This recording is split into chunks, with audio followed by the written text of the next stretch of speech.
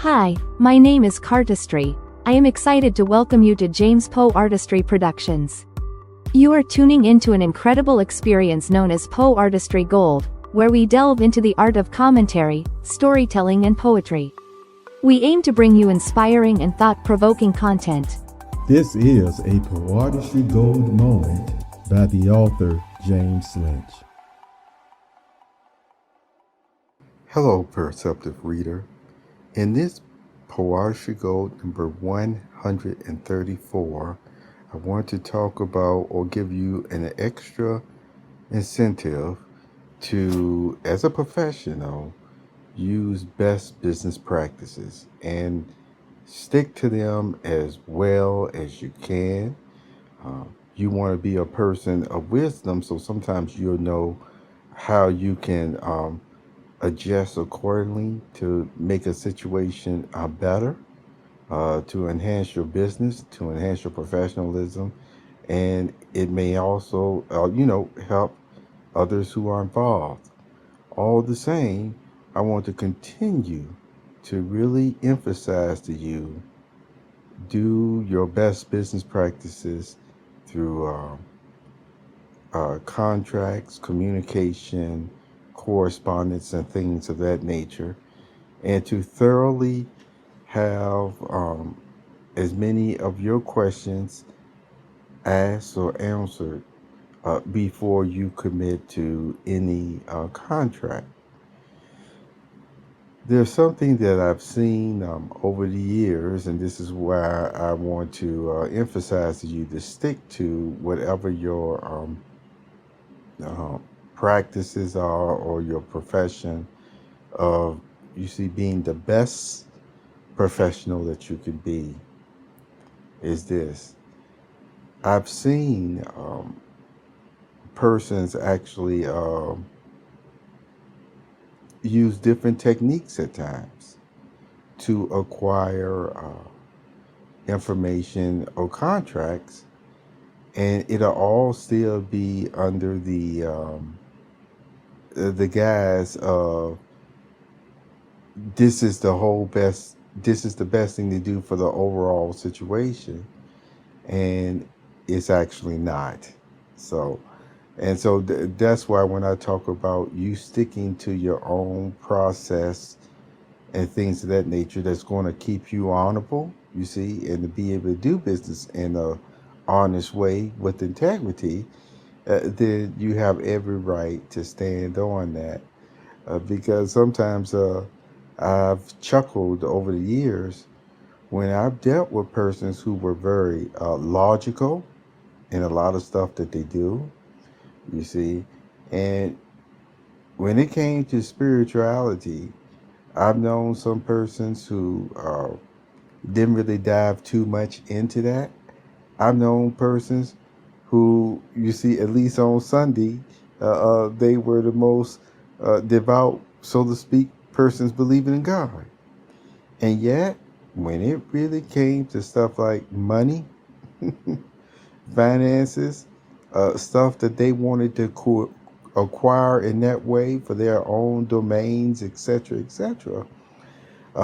they still had a really different process or the way that they dealt with things.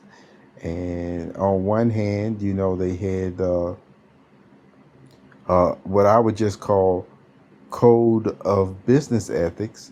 So in one sense, no, they wasn't going to try to cheat anybody or anything of that nature. But make no mistake about it, you still couldn't expect them to yield one way or the other. And it may at times even seem just, man, they some ruthless persons when it comes to these scales, as far as really just sticking to them. You see what I'm saying? You won't go get the 10th of the mint,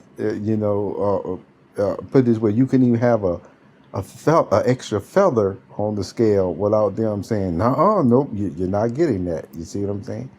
So at the same time, I've seen persons, these are just illustrations. At the same time, I've seen, it seemed to me, there were persons who in their logical process of thinking, everything would have to be, Okay, this costs this, this is that, and this is this, and just leave God out of it. I'm serious. That's the way some persons are. And yet at the same time, I've seen some of those type of personalities when they wanted something. On one hand, when they were in control, so to speak, everything had to be almost like according to science, so to speak, okay? But then when they really wanted something and wanted to appeal to the better nature of maybe this person who was into spirituality and things of that nature, they would want to switch more into a spiritual side of things. So it almost like they would be encouraging that person to act upon something in a spirituality way in making decisions, that really, in reality, their normal business practices don't even really factor into that at all. They don't at all. So some persons that I've seen and dealt with.